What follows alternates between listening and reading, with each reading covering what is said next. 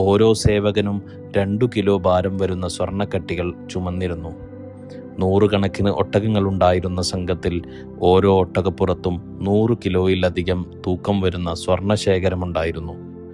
ഏറ്റവും വില കൂടിയ വസ്ത്രങ്ങളാണ് അവർ ധരിച്ചിരുന്നത്. യാത്രക്കിടയിൽ ഓരോ വെള്ളിയാഴ്ചയും എത്തുന്നിടത്ത് അവർ ഓരോ മസ്ജിദ് നിർമ്മിച്ചുകൊണ്ടേയിരുന്നു. പോകുന്ന വഴികളൊക്കെ അവർ സ്വർണം വാരിയെറിഞ്ഞു. ആ സംഘം കടന്നു പോകുന്ന വഴികളൊക്കെ സമ്പന്നമായി. എൽദൊറാദോ ഖനനം ചെയ്ത് മടങ്ങുന്ന ഒരു സുൽത്താനെ പറ്റിയുള്ള അറബി കഥ പോലില്ലേ? എന്നാലല്ല, മേൽപ്പറഞ്ഞ സംഘം ഒരു യാഥാർത്ഥ്യമായിരുന്നു. അങ്ങനൊരു യാത്രാ സംഘം ചരിത്രത്തിലുണ്ടായിട്ടുണ്ട്. 14-ാം നൂറ്റാണ്ടിൽ വടക്കു പടിഞ്ഞാറേ ആഫ്രിക്കയിൽ നിന്ന് ഹജ്ജിനായി മക്കയിലേക്ക് പോയ സംഘത്തെ പറ്റിയാണ് മുകളിൽ പറഞ്ഞത്. സംഘത്തിന്റെ നേതാവ് അവരുടെ ഭരണാധികാരി കൂടെയാണ്. പേര് മാൻസ മൂസ. ചരിത്രത്തിൽ മനുഷ്യൻ രേഖപ്പെടുത്തിയ കണക്കിലെ ഏറ്റവും വലിയ സമ്പന്നൻ. ജീവിച്ചിരുന്ന കാലത്തെ ലോകത്തെ ഏറ്റവും വിശാലമായ സാമ്രാജ്യം ഭരിച്ച ഭരണാധികാരി. ടൈംസ് മാഗസിനിന്റെ കണക്കിൽ എങ്ങനെ പോയാലും ബിൽഗേറ്റ്സിനെയും ജെഫ് ബോസിനെയും മുകളിൽ 10 ഇരട്ടിയിലധികം സമ്പന്നൻ. പ്രണയത്തിന്റെ ആൾരൂപമായ സയ്യിദുനാ ബിലാൽ റളിയല്ലാഹു അൻഹുവിന്റെ പരമ്പരയിൽപ്പെട്ട മാലിയുടെ സിംഹം എന്നറിയപ്പെടുന്ന മാൻസ മൂസ. 11-ാം നൂറ്റാണ്ടിലാണ് ഇന്നത്തെ മാലിയും മൗറിത്താനിയും ഉൾക്കൊള്ളുന്ന പ്രദേശങ്ങൾ കേന്ദ്രീകരിച്ച് കെയ്റ്റ ഭരണകൂടം സ്ഥാപിക്കപ്പെടുന്നത്. പ്രവാചകൻ സ്വല്ലല്ലാഹു അലൈഹി വസല്ലമയുടെ ശിഷ്യൻ ബിലാൽ റളിയല്ലാഹു അൻഹുവിന്റെ കുടുംബമാണ് കെയ്റ്റ. കെയ്റ്റ ഭരണകൂടത്തിലെ 10ാമത്തെ മാൻസ അഥവാ സുൽത്താൻ ആയിരുന്നു മൂസ ഒന്നാമൻ. മുൻഗാമിയായിരുന്ന അബൂബക്കർ കെയ്റ്റ അറ്റ്ലാന്റിക്കിനു മറുകര അന്വേഷിച്ചുള്ള സമുദ്രയാത്രയ്ക്ക് പോയി തിരിച്ചു വരാതായപ്പോഴാണ് മാൻസ മൂസ അധികാരം ഏറ്റെടുക്കുന്നത്.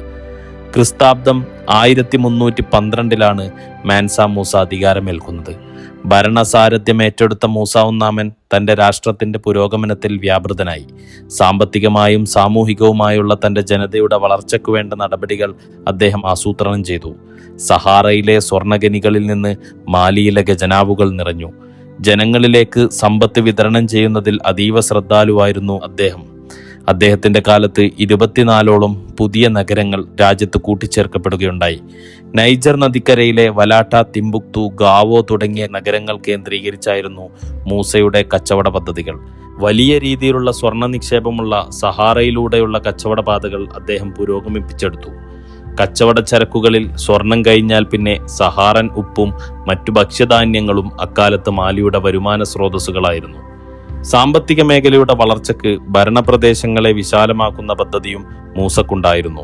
മാൻസ മൂസയുടെ കാലത്താണ് മാലി സാമ്രാജ്യം അതിന്റെ ഏറ്റവും വലിയ അതിർത്തികൾ നീട്ടിവരച്ചത്.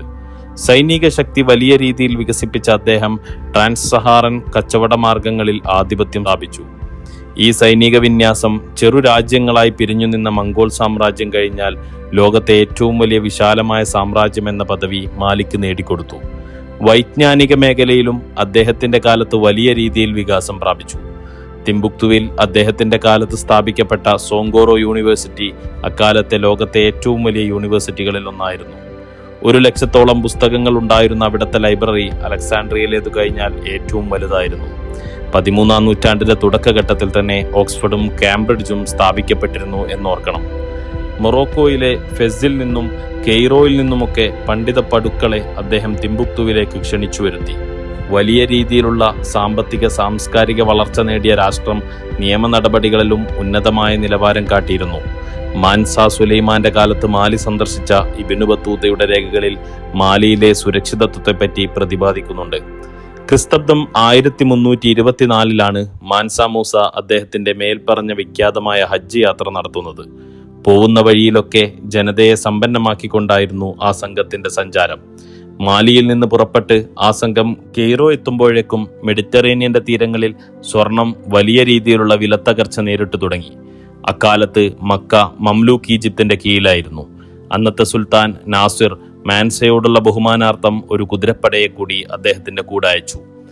മക്ക, മദീന എന്നീ പുണ്യഭൂമികൾ സന്ദർശിച്ച് മാൻസ മടങ്ങുമ്പോൾ ചരിത്രത്തിലാദ്യമായി ഒരു വ്യക്തി മധ്യധരണ്യായിലെ സ്വർണ്ണ വില കൂപ്പുകുത്തിച്ചു എന്ന റെക്കോർഡും അദ്ദേഹം സ്വന്തമാക്കി.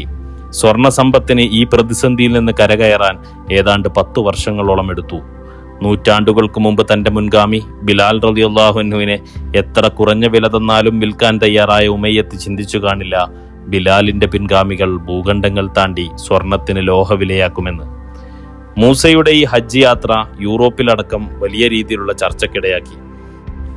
തിംബുക്തു യൂറോപ്പിന്റെ സ്വപ്ന നഗരങ്ങളുടെ ലിസ്റ്റിൽ ഇടം നേടി. പിന്നീട് യൂറോപ്യന്റെ ആഫ്രിക്കയിലേക്കുള്ള സ്വർണം തേടിയുള്ള ക്രൂരമായ അധിനിവേശങ്ങളെ മാൻസാ മൂസയുടെ കഥകൾ സ്വാധീനിച്ചിട്ടുണ്ട്.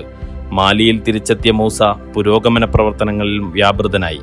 നഗരനിർമ്മാണത്തിൽ വലിയ തൽപരനായിരുന്ന അദ്ദേഹം അന്തലൂസിൽ നിന്നും മറ്റും ഉന്നതനായ നിർമ്മാണ വിദഗ്ധരെ വരുത്തി നഗരങ്ങൾക്ക് മോടികൂട്ടി. അദ്ദേഹം അക്കാലത്ത് പണി കഴിപ്പിച്ച തിംബുക്തുവിലെ മസ്ജിദ് ഇന്നും മനോഹര നിർമ്മിതിയായി നിലകൊള്ളുന്നു. സഹാറയിലെ രത്നഖനികളും ഉപ്പുശേഖരവുമായിരുന്നു മാൻസയുടെ പ്രധാന വരുമാന സ്രോതസ്. ഇവയുടെ കച്ചവടാവശ്യത്തിനായി സബ് സഹാറൻ ആഫ്രിക്കൻ നഗരങ്ങളെ പരസ്പരം ബന്ധിപ്പിക്കുന്ന തരത്തിൽ ചൈനയിലെ സിൽക്ക് റൂട്ടിന് സമാനമായി ഒരു ഗോൾഡ് റൂട്ട് മാൻസ നിർമ്മിച്ചിരുന്നു. ഇന്നത്തെ Mali, Senegal, Gambia, Guinea, Niger, Nigeria, Chad, Mauritania, Burkina Faso തുടങ്ങിയ രാജ്യങ്ങൾ അന്നത്തെ മാൻസയുടെ മാലി സാമ്രാജ്യത്തിന്റെ ഭാഗമായിരുന്നു. സ്വർണം, ഉപ്പ് കൂടാതെ ആഫ്രിക്കൻ ആനകളുടെ കൊമ്പും മാലിയുടെ പ്രധാന വരുമാന സ്രോതസ്സായിരുന്നു. ഈജിപ്ഷ്യൻ സുൽത്താൻ നാസിർ മുഹമ്മദുമായിട്ടുള്ള കൂടിക്കാഴ്ചയിലാണ് മാൻസാ മൂസ എന്ന വിഖ്യാത ഭരണാധികാരിയുടെ സ്വഭാവ സവിശേഷതകളെ പറ്റിയുള്ള വിവരങ്ങൾ ഉൾക്കൊള്ളത്.